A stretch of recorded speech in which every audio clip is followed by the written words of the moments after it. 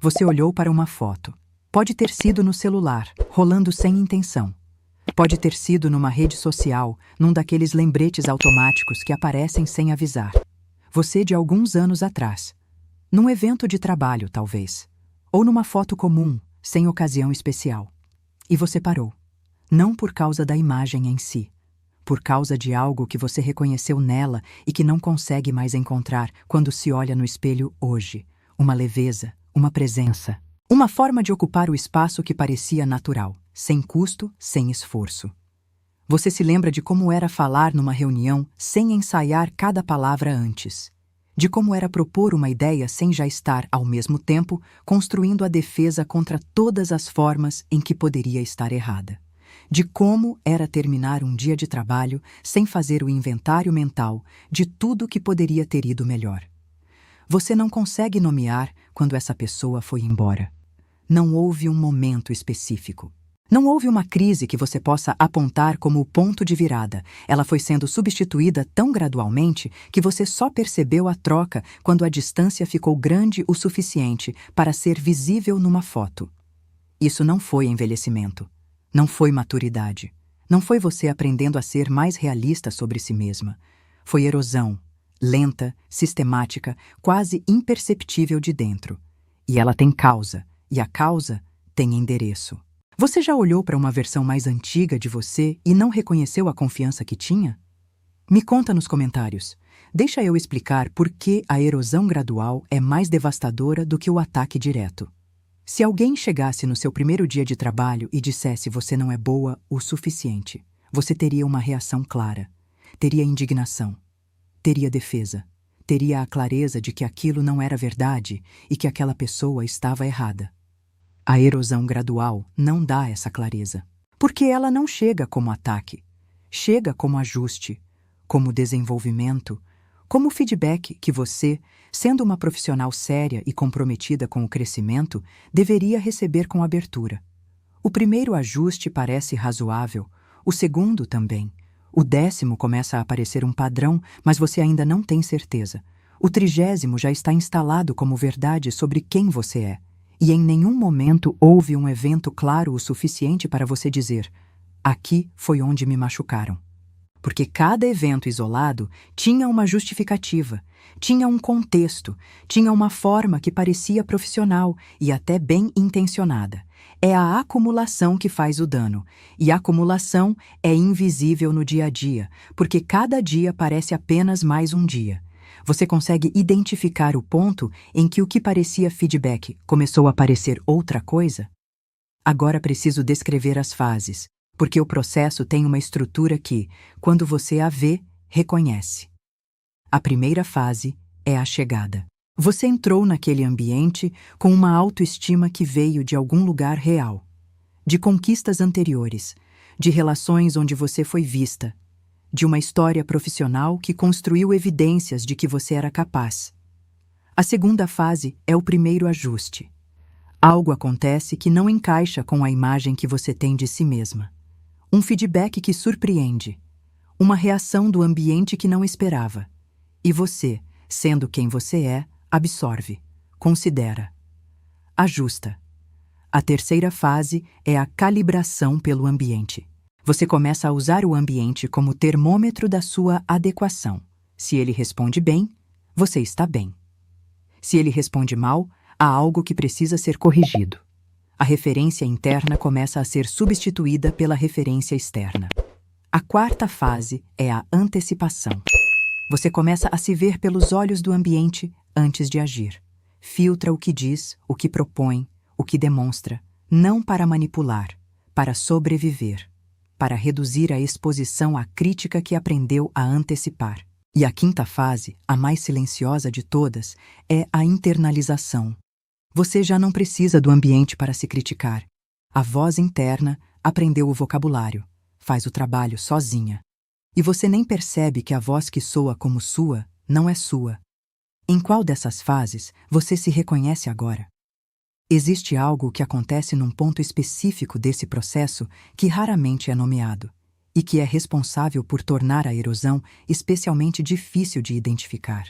A pessoa dentro do processo frequentemente interpreta o que está acontecendo como crescimento. A confiança que diminuiu parece humildade recém-adquirida. A voz que foi sendo silenciada parece maturidade profissional. O espaço que foi sendo reduzido parece consciência dos próprios limites. O ensaio constante antes de falar parece rigor intelectual. E existe uma razão para essa interpretação ser tão convincente, porque há uma versão legítima de cada uma dessas coisas. Humildade real existe.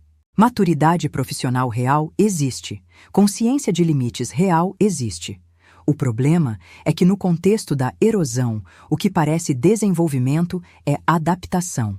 É o sistema psíquico encontrando uma narrativa que torna a diminuição suportável, que transforma o encolhimento em escolha, que faz a perda parecer ganho. E essa narrativa é gentil consigo mesma de uma forma perversa, porque ela poupa a dor de reconhecer o que está realmente acontecendo.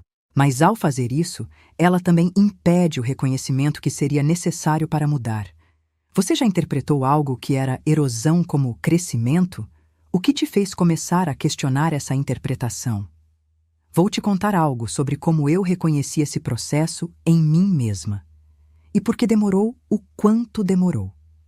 Eu havia desenvolvido o que chamava de perfeccionismo saudável. Uma atenção cuidadosa à qualidade do trabalho. Uma recusa de entregar algo antes de estar satisfeita com ele. Um padrão alto que eu via como característica profissional valorosa. O que eu não estava vendo é que o padrão havia mudado. Não de baixo para alto, o que seria crescimento. De um padrão interno para um padrão externo. De entregar o que eu considerava bom para entregar o que eu antecipava que não seria criticado. São coisas completamente diferentes. E produzem trabalho completamente diferente. Trabalho guiado por padrão interno tem uma qualidade específica que vem de dentro. Trabalho guiado por antecipação de crítica tem outra qualidade, mais defensiva, mais contida, menos viva. Eu percebi a diferença quando produzi algo num contexto diferente, sem aquela audiência específica, sem aquela antecipação. E o trabalho tinha uma qualidade que o meu trabalho habitual havia perdido. Não havia perdido a capacidade, havia perdido o acesso a ela, porque o acesso estava sendo bloqueado pelo mecanismo de proteção que o ambiente havia instalado. Quando foi a última vez que você produziu algo sem antecipar como seria recebido por uma pessoa específica?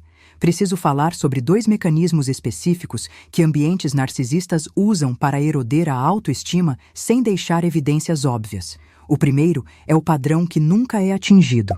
Em ambientes saudáveis, padrões existem para ser atingidos. Quando você atinge, há reconhecimento. O reconhecimento alimenta a autoestima. A autoestima sustenta a disposição para tentar novamente. Em ambientes narcisistas, o padrão muda quando você se aproxima demais de atingi-lo. Não necessariamente de forma óbvia. O critério é recontextualizado. Uma nova dimensão é adicionada. O que era suficiente ontem tem uma ressalva hoje.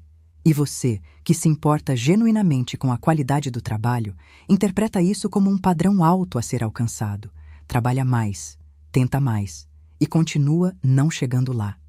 Com o tempo, a conclusão que se instala não é que o padrão está sendo movido.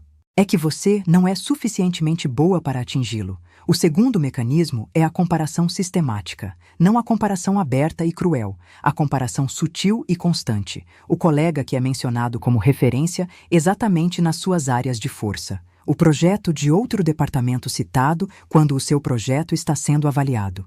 A forma como outros profissionais são descritos em contraste implícito com a forma como você é descrita. Comparação sistemática não precisa ser explícita para ser eficiente.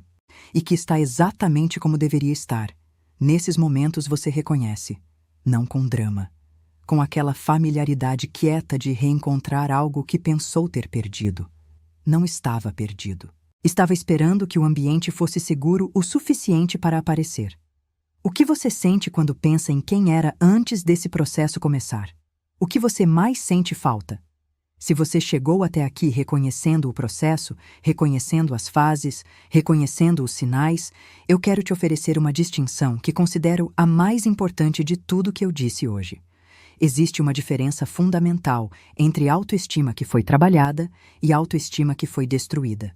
Autoestima trabalhada é quando você examina crenças sobre si mesma, encontra as que não são precisas e as revisa com base em evidências reais. É um processo que dói às vezes, mas que deixa algo mais sólido do que encontrou. Autoestima destruída é quando o ambiente substitui sistematicamente as suas crenças sobre si mesma por crenças que servem ao ambiente, que te tornam mais controlável, mais dependente de validação externa, mais disponível para continuar num lugar que se beneficia de que você permaneça pequena.